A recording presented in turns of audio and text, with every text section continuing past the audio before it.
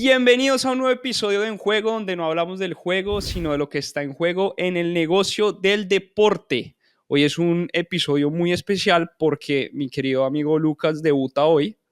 Yo no sé si está igual de nervioso a que cuando nuestro invitado debutó. Vamos a preguntarles.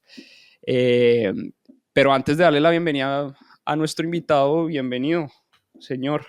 Debut, ¿cómo se Muchas siente? gracias. No, yo feliz de estar acá, feliz de ya arrancar a debutar, además con tremendo invitado el que traemos hoy. Oiga, sí, esto es como debutar contra el Real Madrid. Yo creo que uno de los mejores invitados que ha pasado por En Juego. Es un placer, Andrés, tenerlo acá. No hace mucha falta presentarlo. Bienvenido a Un Juego. Gracias por venir. No, Lucas y Simón, muchas gracias por la invitación. He sido bien fan de este podcast porque creo que habla de algo que muy pocas veces se habla, que es el mundo del fútbol detrás de lo que uno ve en la televisión y yo creo que eso es muy emocionante para todos porque la idea es que uno pueda entender el negocio completo. Me he visto varios episodios, me vi el de Nico Baena, que es gran amigo mío de cómo funciona un equipo de fútbol y creo que eso genera mucho valor no solo para todos los que les gusta el fútbol, sino para nosotros que también estamos dentro del fútbol, que muchas veces no entendemos completamente el negocio. Yo creo que cada vez he tratado de empaparme un poco más para entender bien uno dónde está metido y que uno pueda también, digamos que, aportar mucho más dentro de la cancha y también afuera. Sí, de acuerdo. Digamos que esa es la idea de tenerlo a usted hoy. Usted lo ha dicho, es un negocio jodido de entender. Nosotros nos dedicamos todos los días a estudiar el negocio del fútbol y del deporte y es difícil, pero la idea de tener gente como usted, pues es un poco hablar de fútbol, obviamente, pero también de cómo se vive desde adentro y un poco el negocio que hay detrás de eso. Listo, Pero ¿no? De una, Entonces bacanísimo, démosle. arrancamos. Yo creo que te iba a arranquemos. preguntar, lo que yo iba a preguntar antes que nada, ¿cómo sigue Andrés? ¿Cómo va esa lesión? Bien, digamos que fue una lesión rara, una lesión que de esas que uno veía en televisión y decía, hijo de pucha, pobre mal, ¿qué le pasó? Eh, qué mala se le acabó la carrera.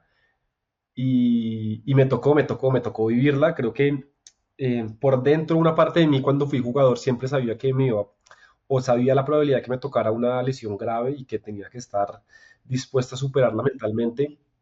Después de que me pasó, siento que fue un afortunado por la lesión que me pasó, porque de pronto no me pasó otra más complicada, porque después cuando uno ve todo lo que pasó, termina siendo mucho más visual que médica. Sí, sí es Ok. grave, sí requiere de mucho tiempo, pero yo creo que cuando me vi la pierna, lo primero que pensé fue madre, no volver a jugar fútbol.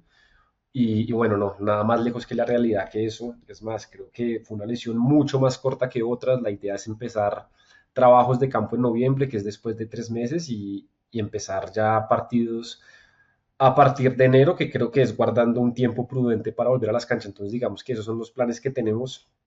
Pero cuando me vi la pierna en la mitad del campo así, yo dije, güey madre, se, Claro. se me acabó el fútbol, se me acabó mi pasión dentro del campo y fue rarísimo porque nunca sentí dolor. En el momento el doctor me decía que seguramente iba a sentir dolor después de que se me fuera la adrenalina, pero en ningún momento sentí dolor. Cuando llego al hospital tampoco, en la ambulancia tampoco sentí dolor. Siento dolores cuando me ponen unas plaquetas para que no se me inflame el tobillo, pero de resto no he sentido dolor, he sentido incomodidad como es normal después de la operación. Cuando uno empieza a ganar rangos otra vez en el tobillo, está esa incomodidad que molesta, porque tiene que volver a más o menos a volver a empezar a caminar, volver a pisar, volver a mover el tobillo de a poquitos y yo creo que es más incomodidad que dolor, pero digamos que tranquilo por lo que terminó siendo el dictamen y bueno, yo creo que también es parte de la carrera de uno y uno lo tiene que aceptar, uno no se puede echar ahí al traste. Creo que he aprovechado también esta oportunidad para hacer muchas otras cosas que de pronto estos 5 años que venía jugando continuo no podía hacer, entonces tratando de sacarle lo bueno a la lesión. Oye, preciso eso le quería preguntar. Esta semana salió el podcast que grabó Mario Suárez con Falcao y me quedó sonando mucho cuando Falcao habla de cuando se lesiona la rodilla antes del Mundial, que le dan todos estos episodios de ansiedad, un poco, pues Falcao es un tipo muy creyente, un poco también como esa discusión con Dios, diciendo, oiga, ¿por qué me pasa esto a mí? Quiero entender cómo vive el deportista profesional una lesión de estas a nivel mental y emocional, sabiendo pues que no puede hacer a lo que se dedica al día a día, cómo lo está viviendo usted emocionalmente y mentalmente y si está recibiendo como algún tipo de ayuda en ese sentido. Sí, 100%. Yo creo que siempre fui muy amante y creyente de los psicólogos, mucho más en la profesión que tenemos que estar siempre en el máximo nivel, que uno no puede tener esos altibajos que de pronto pasan en la vida, que la gente espera que uno rinda como un robot y cuando uno está frente a 50.000 personas y cuando hoy en día las redes sociales están tan latentes, creo que nuestra profesión es mucho más importante un psicólogo que nunca. Yo creo que mentalmente sí, sí es muy exigente una lesión, mucho más cuando es una lesión larga, mucho más cuando hay muchas cosas en juego. En el caso de Falcao creo que estaba en juego lo más importante que es un mundial y por eso yo entiendo que debe ser mucho más duro cuando está en juego un mundial a cuando está en juego simplemente 6 meses, que de pronto lo único que teníamos en juego es un torneo que lo jugamos cada año. Para mí es el torneo más importante, pero estoy seguro que no lo puedo comparar con lo que es un mundial y con lo Claro. que es representar un país. Eh, yo creo que la lesión sí es muy dura mentalmente porque uno está acostumbrado es a estar dentro del campo. El futbolista vive y más o menos uno, que me pasó mucho, uno tiene un síndrome que uno se siente es futbolista, uno no se siente persona. Si uno rinde dentro del campo, uno está feliz, si uno no rinde, uno no está feliz. Creo que eso es algo que ya hace ratico ya aprendí a diferenciar, que yo si jugaba bien los 90 minutos estaba feliz y si no jugaba los 90 minutos bien estaba triste y no me importaba nada más, no me importaba mis relaciones, no me importaba la universidad, no me importaba mi familia, simplemente mi felicidad dependía de los 90 minutos. Eso es algo que ya estoy, o hace, yo creo que ya hace un año, 2 años aprendí a separar el rendimiento dentro del campo a lo que es mi vida, que tengo que estar mucho más agradecidos que simplemente por lo que pasa 90 minutos y creo que también ha hecho que sea más consciente al entrenar, porque le empecé a dar mucho más importancia a lo que hacía durante la semana, no simplemente a los 90 minutos, porque antes si entrenaba mal, pero jugaba bien, estaba feliz. Ahora si entreno bien y juego bien, estoy feliz, pero si entreno bien y juego mal, pues al menos tengo esa tranquilidad de, "Pues, madre, lo que estoy haciendo a la larga va a ser lo más importante para mí". Pero yo creo que nosotros los futbolistas estamos o siempre nos han mentalizado de que lo que importa es lo que pasa durante los 90 minutos y por eso para el deportista es tan difícil estar lesionado, porque uno para de servir, uno para de generar valor, uno es futbolista y si tú no eres Sí, futbolista durante 6 meses, pues llegan estos momentos difíciles de no sé quién soy, no sé qué me está pasando, no sé cómo mover todas estas emociones. Para mí fue raro porque empecé muy bien, el primer mes de la lesión estaba muy positivo, ya después del primer mes vinieron los primeros bajonazos de hijo de pucha, pues sí, estoy sin poder hacer nada, el equipo siento que podría dar una mano, siento que podría hacer eso, siento que podría hacer lo otro, llega también como esa ansiedad de querer estar haciendo algo que uno no puede y es duro estar afuera cuando uno está acostumbrado a ayudar desde adentro, se sienten otras emociones y mucho más, siempre lo he dicho, yo soy hincha de Millonarios, entonces cuando pasan estas cosas de que el equipo no va bien y uno no está, es mucho más doloroso, porque al menos cuando uno está adentro, uno duerme tranquilo diciendo, "Jue madre, estoy haciendo todo lo posible, por más que lo esté haciendo bien, mal o regular". En cambio, cuando uno está afuera, cuando uno está lesionado, si llega esa ansiedad, si llega esos sentimientos que uno no puede dormir de, "Jue madre, no puedo hacer nada por el equipo y por lo que me pagan no lo estoy haciendo". Entonces yo creo que ese momento y esos pensamientos por la noche son difíciles de manejar. no, y debe ser, Lucas también en algún punto pues fue deportista y su universidad acá era golfista y hablamos hace poco de lo que debe ser el retiro, o sea, lo que usted dice que uno se siente futbolista siempre, todo el tiempo, me imagino que es un sentimiento que deben tener muchos también a la hora del retiro, ¿no? Sí, tal cual. Yo creo Sí, que mentalmente tiene que ser muy duro, como no saber, listo, ahora qué hago. ¿Por dónde me muevo? ¿Cómo es mi día a día? Mentalmente, pues tiene que ser pues, muy fuerte. sí, yo creo que ese es el desafío más grande y yo creo que toda la gente que tiene una lesión grande, que tiene o que ya tiene cierta edad, es el pensamiento que día y noche lo está comiendo, qué va a pasar el día después del retiro, cómo voy a vivir, de dónde van a ser mis ingresos.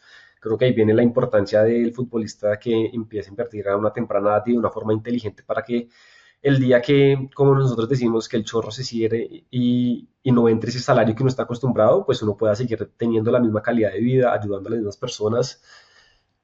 Pero yo creo que el futbolista y en general el deportista, pues son carreras cortas, no es una carrera, no es un empleo que uno se prepara y uno va a escalar año a año y uno tiene esa tranquilidad que tiene, pues sí, que tiene un diploma y que con este diploma va a poder conseguir trabajo, sea mejor o peor que el anterior. Acá es que tú te retiras y no vuelves a conseguir trabajo. El futbolista, creo que el 90% no está preparado para trabajar en algo más que no sea el fútbol y por eso yo creo que la gran mayoría de futbolistas el día que se retiren van a sufrir mucho porque no están preparados para esa transición de todo el día estar jugando fútbol, de todo el día tener un objetivo a me retiro y no sé cuál es mi siguiente objetivo. De acuerdo. Y vamos a hablar de eso más adelante, ¿no? Tengo un par de preguntas en Así ese es. De tema. hecho, más adelante entraremos en lo que va después de, pues, de jugar profesionalmente y cómo se asume el retiro de un atleta. Pero antes les quería preguntar, hablando de cómo usted vive ahorita los partidos como hincha, ¿cómo se separa el hincha del jugador? Eso me parece muy difícil. A veces yo creo que uno como hincha va al estadio y está en una mentalidad completamente distinta. Pero pues si uno lo separa en la cancha, ya es un profesional, es algo, pues, vale la pena la redundancia, lo distinto que es jugar como un atleta profesional ya con un equipo, pero pues es difícil dejar los sentimientos a un lado. ¿Cómo usted maneja eso? No, y lo hemos hablado con Lucas que, puta, nosotros somos muy hinchas de nuestro equipo. Bueno, usted sabe que somos hinchas de Santa Fe. Y yo le decía a este man, puta, si yo jugara un clásico, yo creo que a mí me echaría 9 de cada 10 clásicos. ¿Cómo, cómo hace uno para separar como esa pasión tan irracional que uno siente al ser hincha, güey?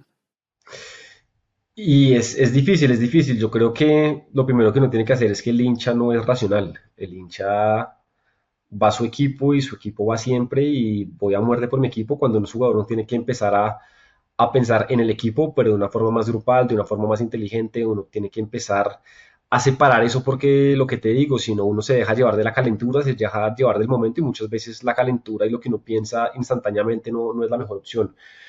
Yo creo que no ha sido fácil separar el hincha del jugador. Eh, Muchas veces siento que, sobre todo en los partidos importantes, hay veces sí me revoluciono más de lo que toca, porque para mí son partidos más importantes que los normales.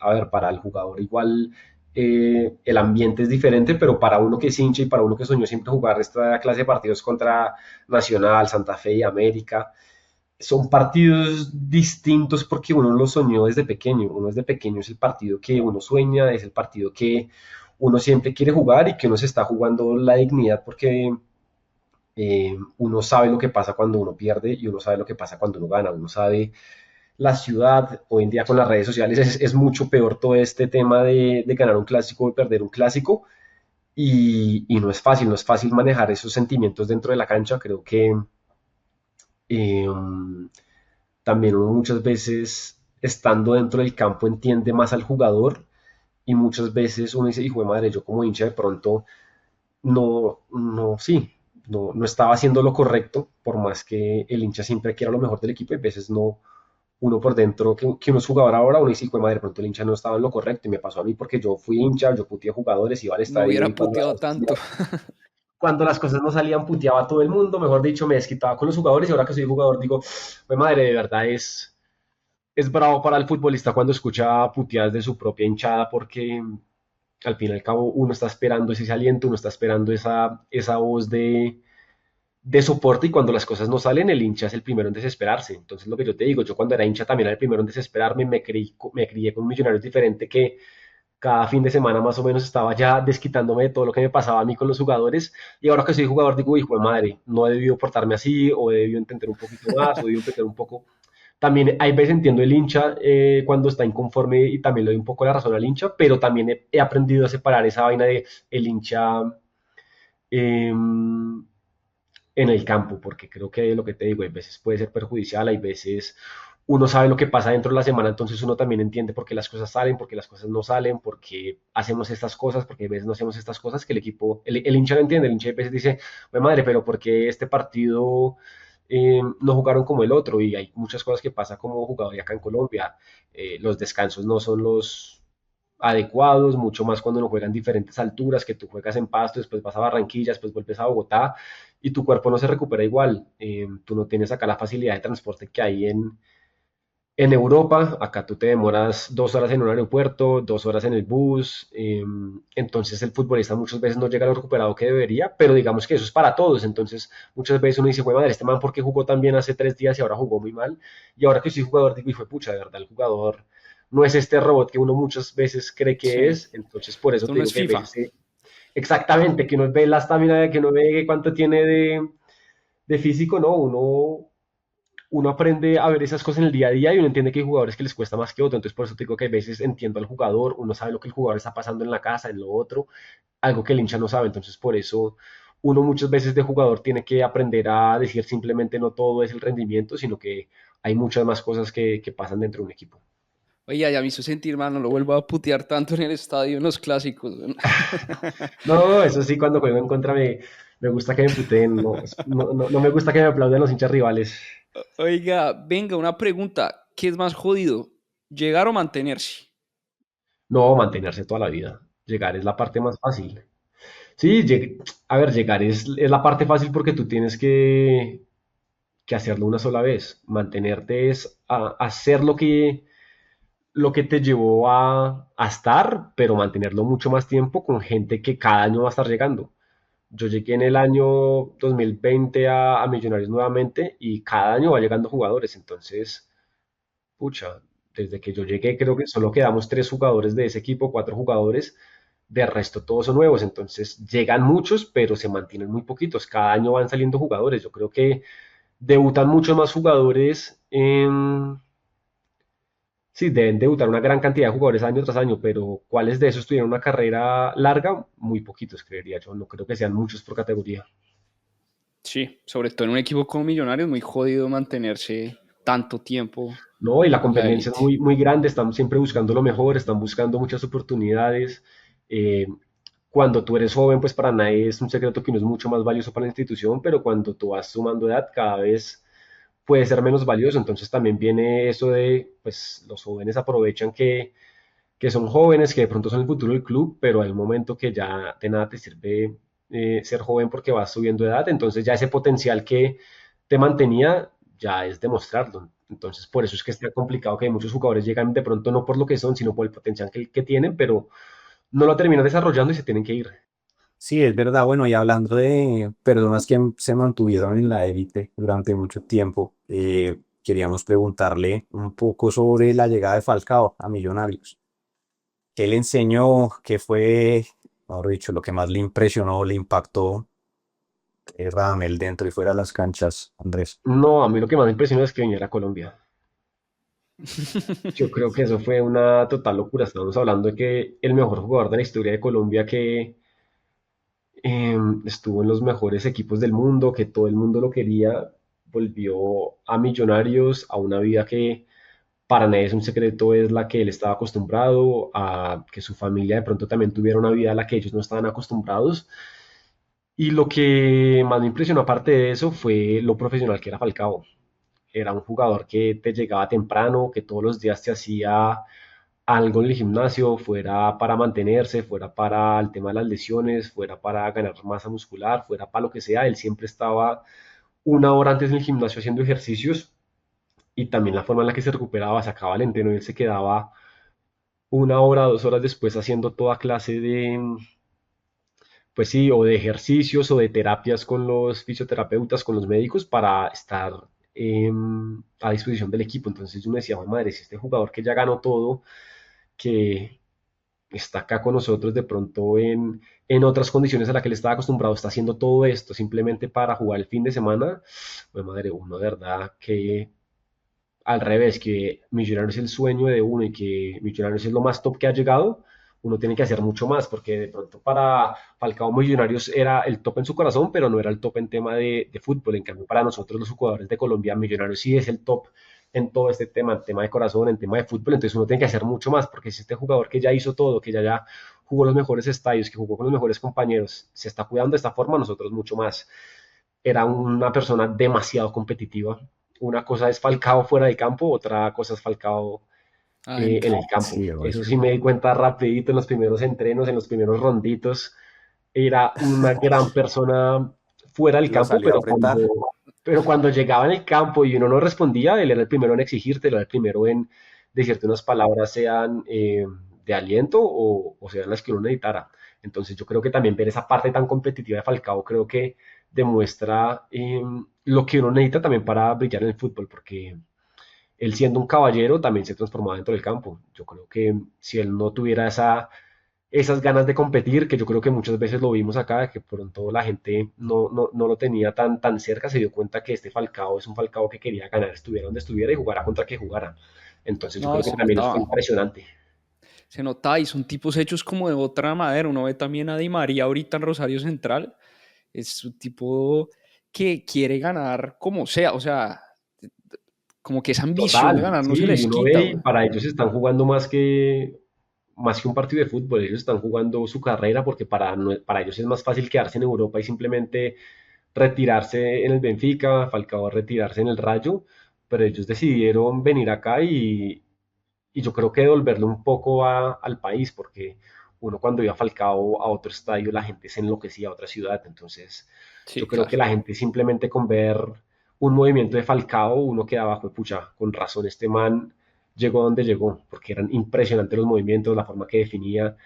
Yo creo que en los partidos importantes este jugador tenía una jerarquía que yo creo que lo demostró en cuadrangulares, era otra cosa Falcao. Sí, sí, sí.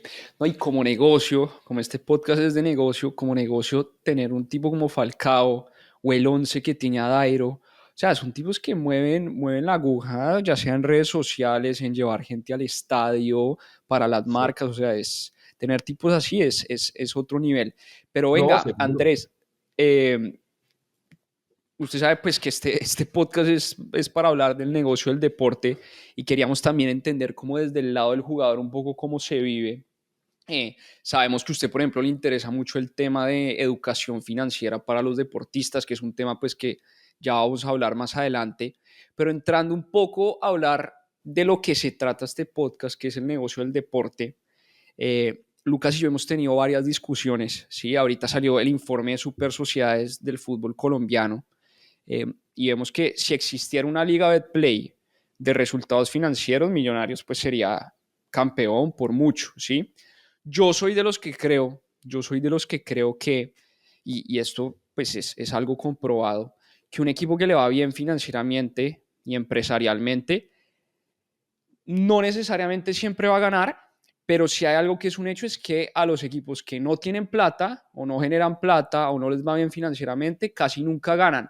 Hay excepciones a la regla, por supuesto, siempre va a estar la historia del underdog, pero esto es más o menos como lo que el negocio del deporte ha dictado, que los equipos que les va bien financieramente y que tienen plata, pues son los que van a tener más títulos en un futuro.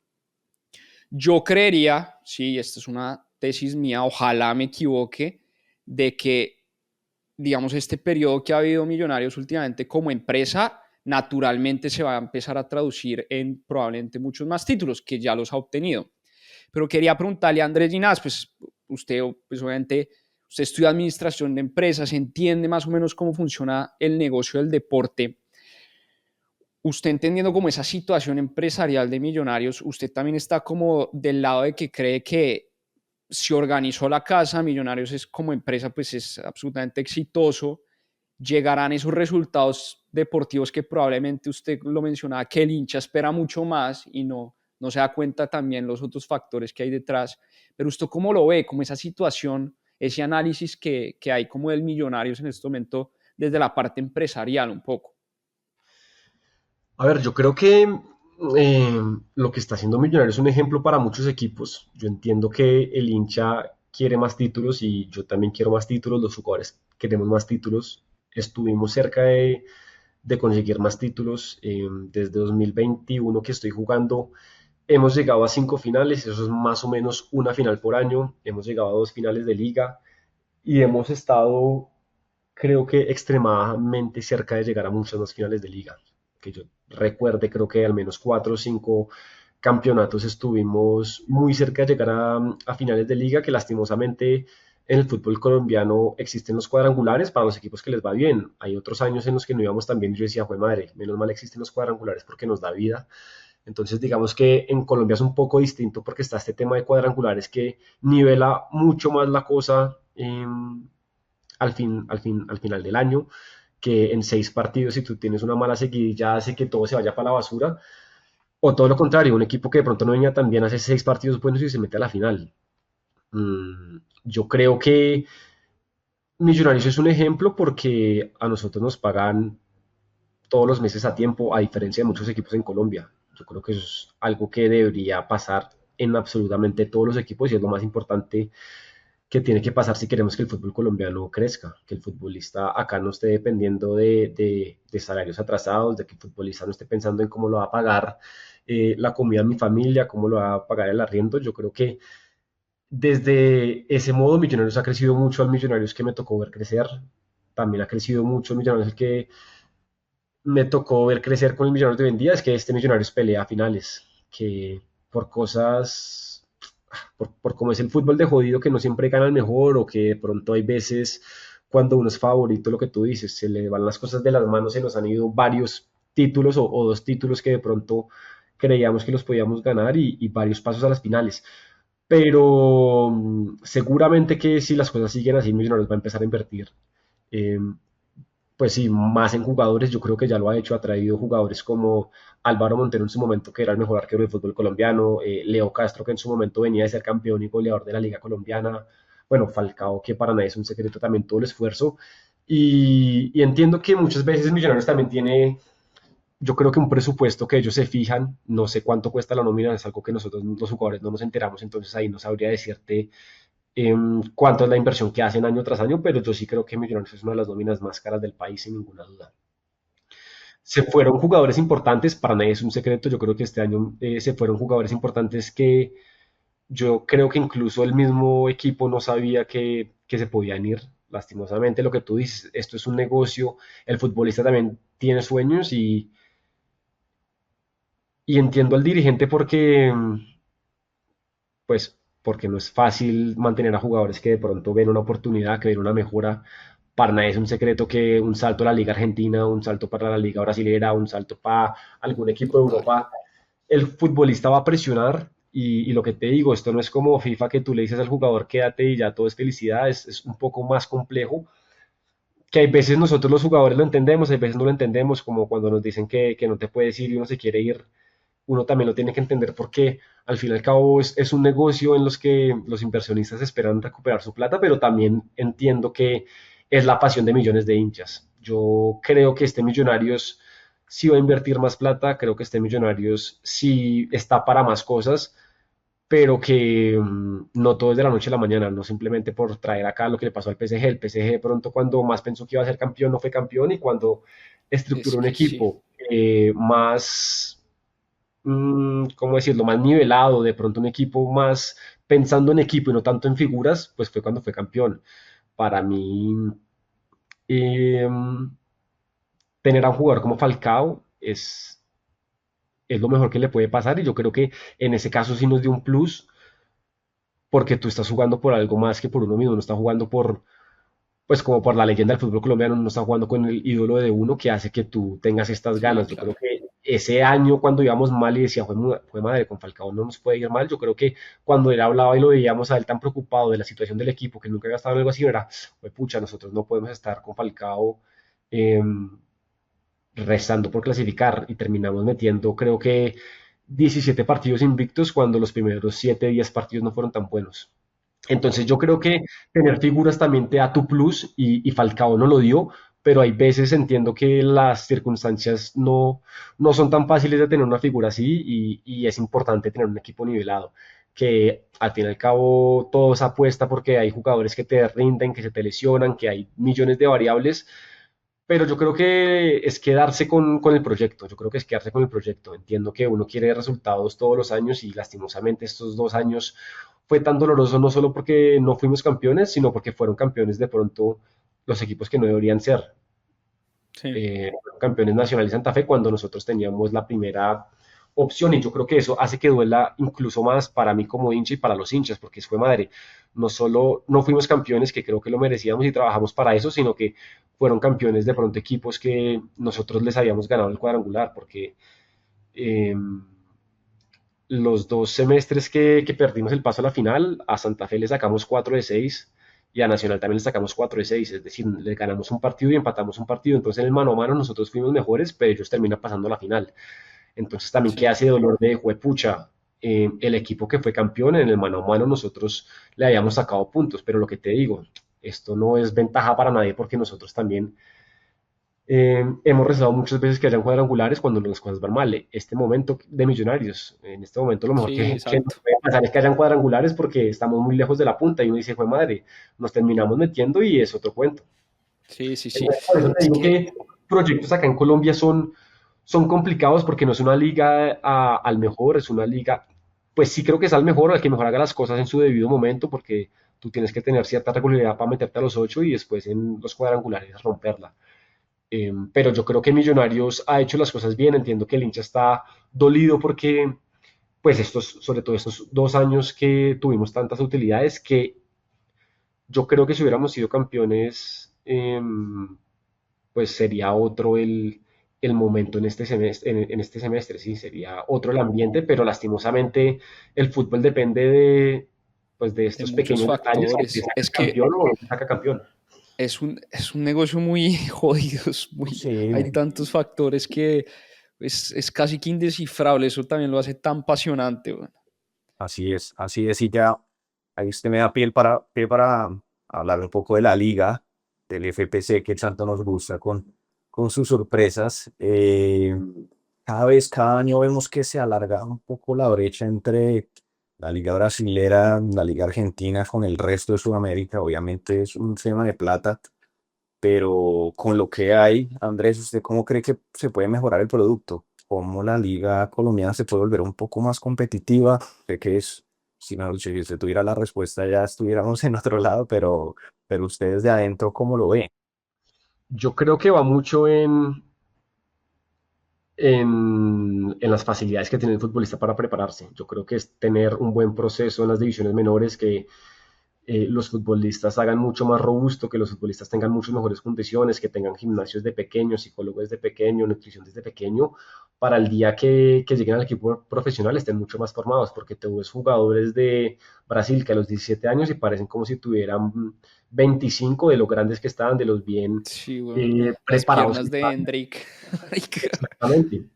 Que Colombia tiene, el talento Colombia lo tiene, o sea, el futbolista colombiano creo que debe ser de los futbolistas con más talentos del mundo. Lo que pasa es que no todos tienen la facilidad o el acceso a todas estas, eh, pues sí, a todos estos parámetros que necesita un futbolista de alto nivel desde pequeño. Si Messi no hubiera tenido seguramente la facilidad de llegar desde tan temprano al Barcelona y no hubiera tenido, digamos eh, que hubiera sido otro el esquema, que se hubiera quedado en Argentina y que de pronto ningún equipo lo hubiera recibido, seguramente no hubiera llegado porque no lo hubieran preparado desde pequeño, por más que las condiciones la tenía, lo prepararon física y mentalmente.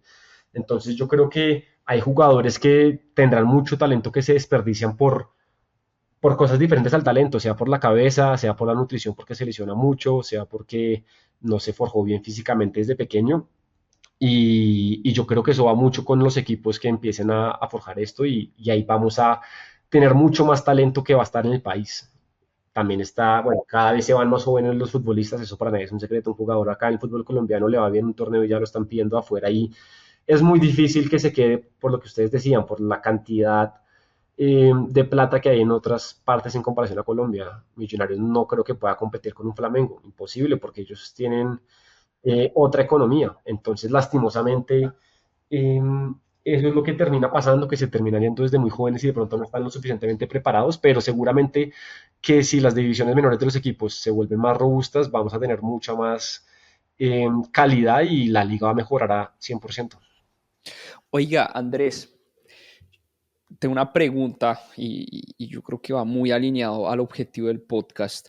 Yo siento que el jugador de fútbol en sí es una mini empresa. O sea, pues, está como el Andrés Ginás empresa, eh, eh, como la marca que tiene que ir a negociar su contrato, que tiene que ir a negociar con marcas, crecer su marca personal.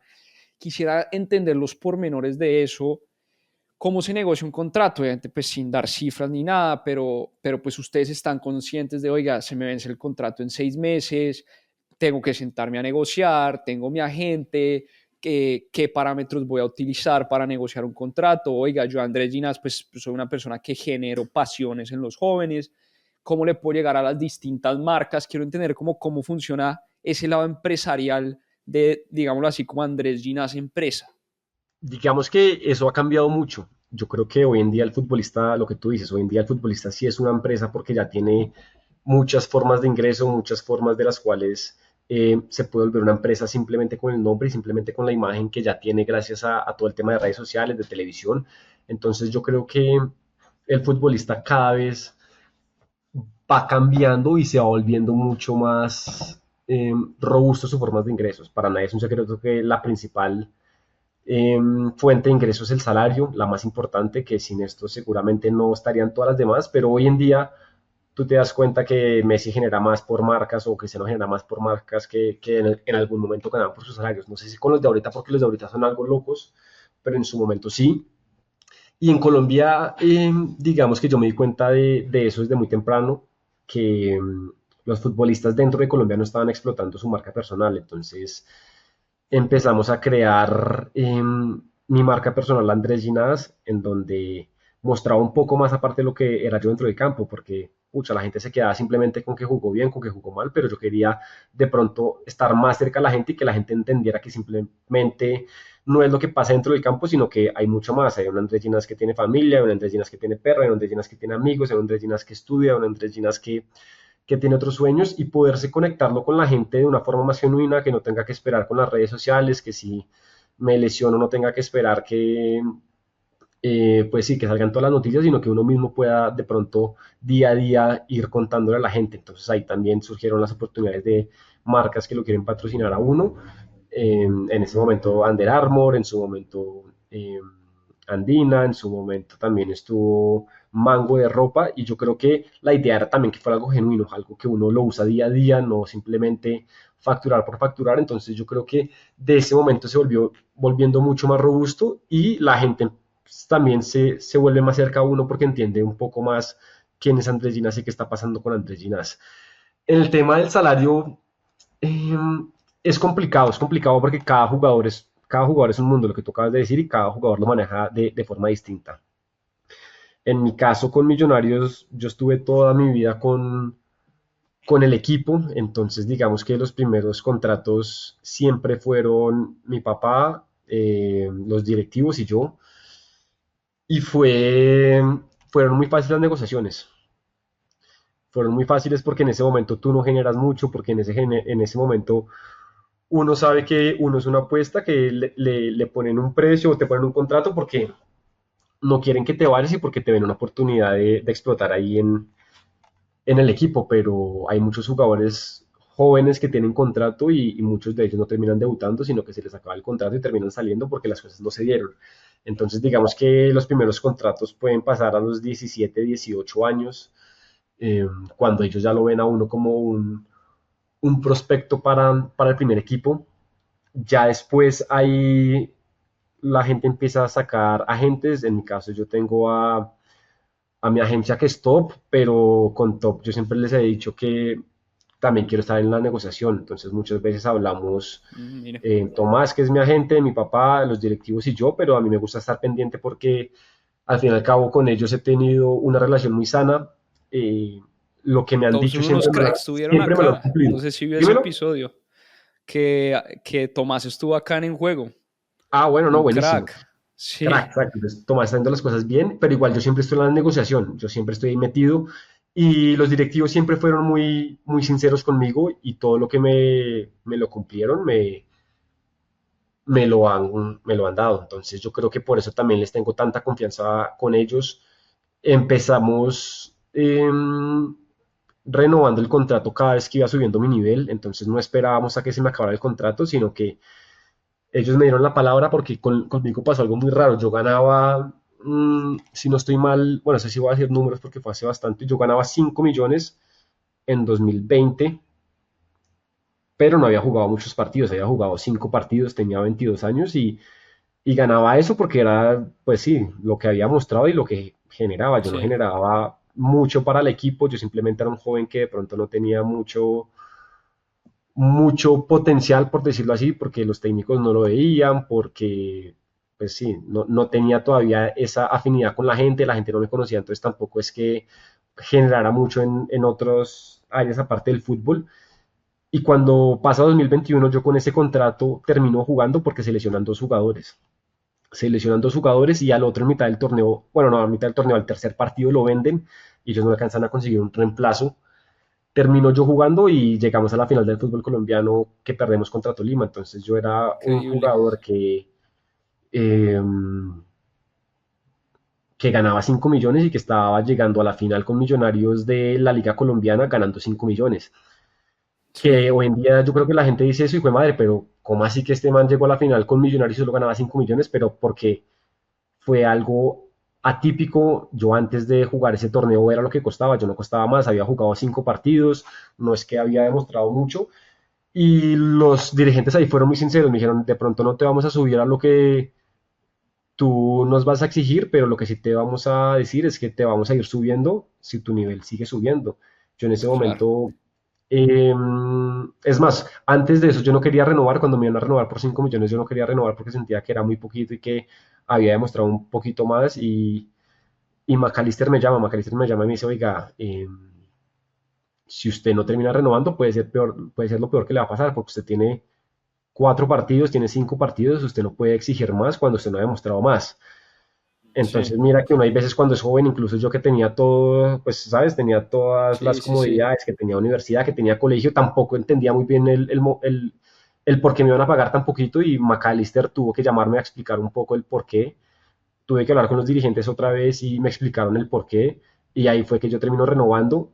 Termino jugando, si no hubiera renovado seguramente no sería jugador y no sería, pues me hubiera ido para otro equipo y la probabilidad que hubiera toteado no sé qué tan alta fuera, pero terminó renovando, terminó llegando a la final y ahí pues pasa todo lo que termina pasando esta historia de que eh, ya llevo 6 años con Millonarios, llevo más de Qué 200 locura. partidos, 3 títulos y Qué los buena dirigentes me historia. dieron la palabra de que dependiendo de mi rendimiento me iban a subir y así terminó siendo. Entonces cada vez que mi rendimiento subía porque ellos sentían que no estaba ganando acorde, ellos me llamaban y negociábamos. Que yo creo que por eso también estoy muy agradecido con ellos porque fueron gente pues de mucha palabra conmigo.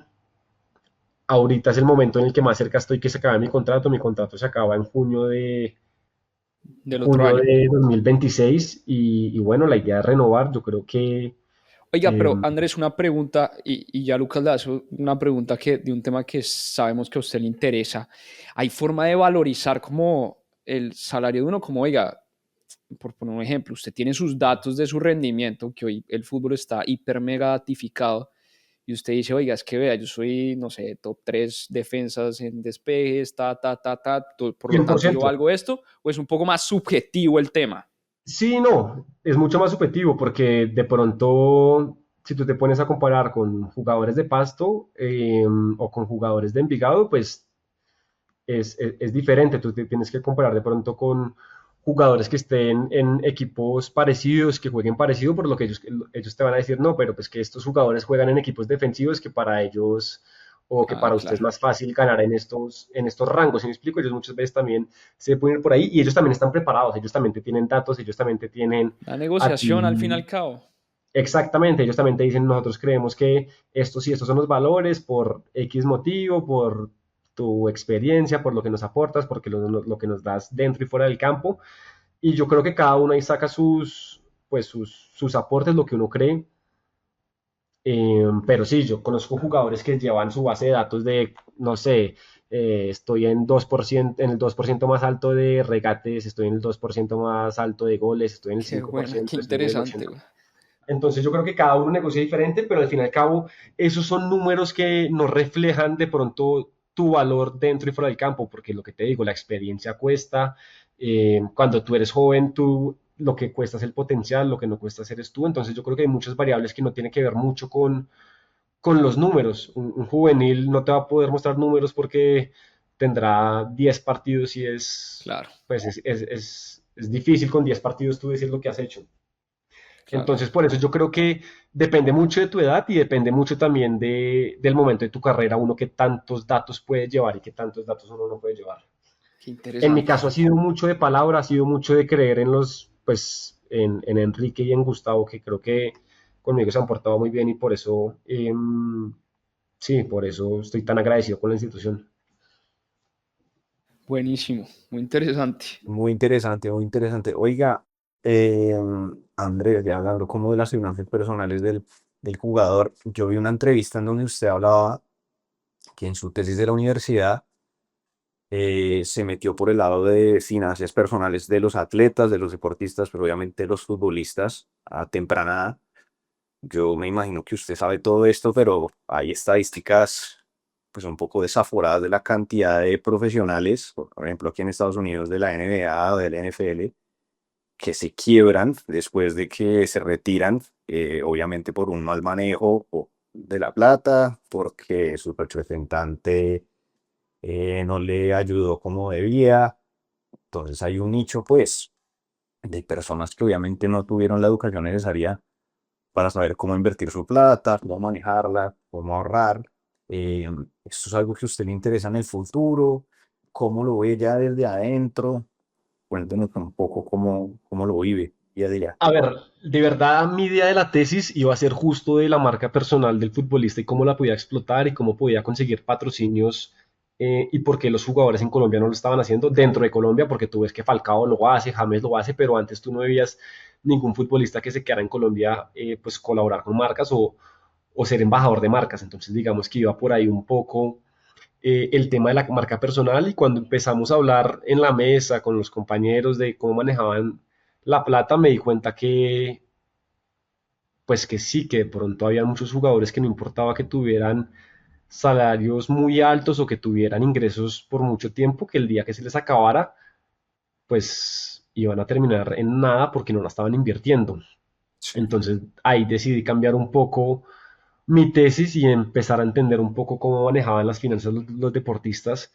Y yo me encontré con que los futbolistas son conscientes de que su carrera es muy corta, son conscientes de que viven de su salario y que el día que se retiren, pues no van a tener con qué vivir si no invierten, pero también me encontré con futbolistas que no encuentran en qué invertir y que las pocas veces o las veces que han invertido han sido tumbados por gente que se aprovecha, por gente que se les acerca y les promete cosas que no les pueden cumplir y me di cuenta que había un vacío muy grande en todo este tema. Entonces, digamos que empezamos a hacer ahí lo que tú, pues, todo este trabajo de campo que era empezar a preguntar a los jugadores si sabían un poco de finanzas personales, si sabían qué es inflación, si sabían qué es interés compuesto, qué son CDTs, acciones, y nos encontramos que de pronto no había mucho conocimiento en estos temas y que también eso era de pronto una de las grandes causas que la gente se aprovechaba de ellos, porque al no tener conocimiento les podían prometer cosas o les podían hablar de cosas que ellos no entendían y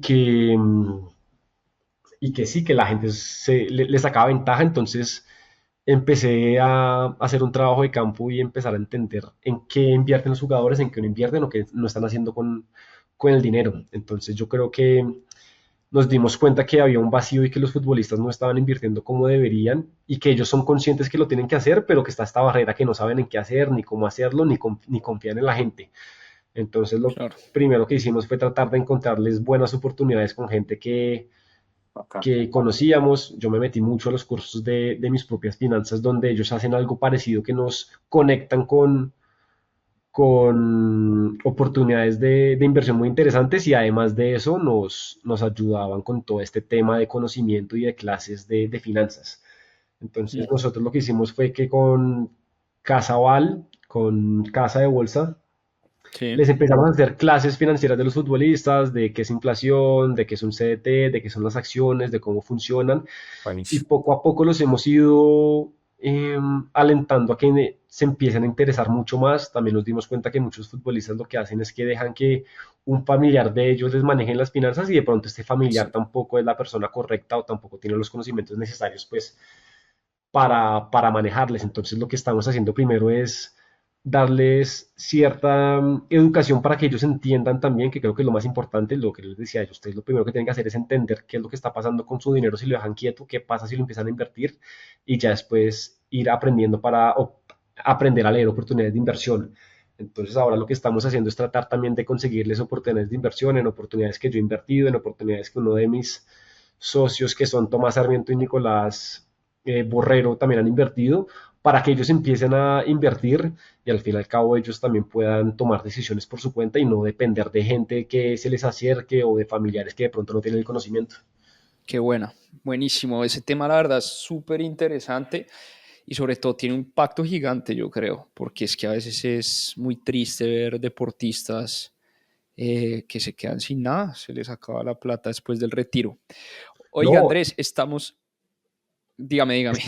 es que había historias también muy tristes de futbolistas que les dicen, sabe, no sé, inviertan en apartamentos, que es la mejor opción. Entonces Sí, futbolistas se claro. meten en Mm, 5 apartamentos, ponen 5 cuotas iniciales y con su salario van pagando las cuotas, pero el día que se retiraban terminaban pues ahogándose con estas cuotas y claro, lastimosamente perdían las 5 cuotas iniciales y todo lo que habían pagado porque se quedaban sin este dinero, este flujo de mes a mes que les entraba y entonces muchas veces también intentaban invertir, pero lo hacían de una forma que lo único que terminaban era, pues sí, botando todo el patrimonio y todo lo que habían conseguido. Entonces digamos que está todo este tema de que los que lo han hecho, hay muchos que no lo han hecho correctamente, pero también hay una cantidad que se asesoran bien y que lo están haciendo bien. Entonces digamos que hay un poco de todo. qué locura, no, la verdad es un tema fascinante, me parece un tema fascinante. Pero venga, estamos llegando al final de este capítulo. Yo le quería hacer una última pregunta. Andrés Ginás en 10 años, sí, cuando 10, 12 años, cuando ya se esté acercando el retiro, vemos que muchos deportistas se dedican o a explotar su marca, o se vuelven inversionistas, o se vuelven empresarios. ¿Qué se imagina usted para su futuro post fútbol profesional? Yo me imagino las tres que usted acaba de decir. Me imagino explotando mi marca. Creo que mi sueño es, sí, con la marca que he hecho algún día, hacer algo, ser empresario de alguna cosa y con el conocimiento que uno tiene dentro del negocio también creo que hay muchas oportunidades interesantes. Me encantaría ser dirigente en algún futuro de algún equipo, si es de Millonarios mucho mejor, pero para eso me tengo que preparar muchísimo más, me tengo que meter en muchos cursos que en este momento no, pues no tengo la capacidad, pero en un futuro espero sí tener la capacidad y que eso sea una opción. Eh, este tema de inversiones con los futbolistas me está interesando mucho, pero para eso también me tendría que preparar muchísimo más. Entonces yo creo que hay muchas cosas que están pasando en este momento. Aprovechando la lesión, estoy aprovechando para explotar todas estas oportunidades que de pronto no podía aprovechar cuando estaba en competencia. Entonces por eso te digo que cuando uno está lesionado también tiene que aprovecharlo para hacer otras cosas que cuando uno está bien no lo puede hacer o uno no tiene el tiempo para hacerlo y sí, me veo haciendo muchas cosas. Antes creo que eso era lo que más me preocupaba, que iba a ser el día que me retire, ahora que me pasó esta lesión y que he tenido el tiempo para pensar, creo que es algo que me emociona y ya no le tengo tanto miedo. Bueno, qué berraquera. Yo creo que fue una entrevista poco tradicional para Andrés. Hablamos del negocio, hablamos de... Espero que no haya sido muy ladrilluda, güey. No, es diferente, me gusta porque es diferente, es un poco nosotros los futbolistas como hacemos las cosas fuera del campo y yo creo que eso es muy importante también entender el futbolista como lo ve. De acuerdo. Buenísimo. No, pues Andrés, agradecerle de nuevo por estar acá en el juego, un invitado de lujo. Qué bueno poder oírlo hablar y entender un poco más desde el lado del jugador, ¿no? Sí, sí, sí. Entonces, pues muchísimas gracias de nuevo. Oiga, nos quedamos con muchas ganas de hacerle más preguntas, pero bueno, espero que haya otro capítulo en un futuro. De una, no, sí, de acuerdo, quedaron muchas cosas por tocar, pero sí, ahí estamos dispuestos para cuando quieran volver a hablar de la parte del futbolista. Esto es algo que va cambiando con las experiencias, esto es algo que va cambiando día a día. Entonces, seguramente en 3, 2 años, cuando volvamos a hacer las entrevistas, serán otras las respuestas y serán otras las anécdotas. Eso es lo chévere de este negocio. Pues ahí tienen, seguidores de En Juego, Andrés Ginás, invitado de lujo, debut también de Lucas. Como siempre les digo, síganos en Spotify. Si les gusta el podcast, recomiéndenos. Este es un podcast distinto que habla del negocio del deporte, que es fascinante. Y la idea es seguir trayendo invitados como Andrés, que viven desde adentro lo que es esto, a que nos cuenten un poco de sus experiencias. Nos vemos en un próximo capítulo. Muchas gracias.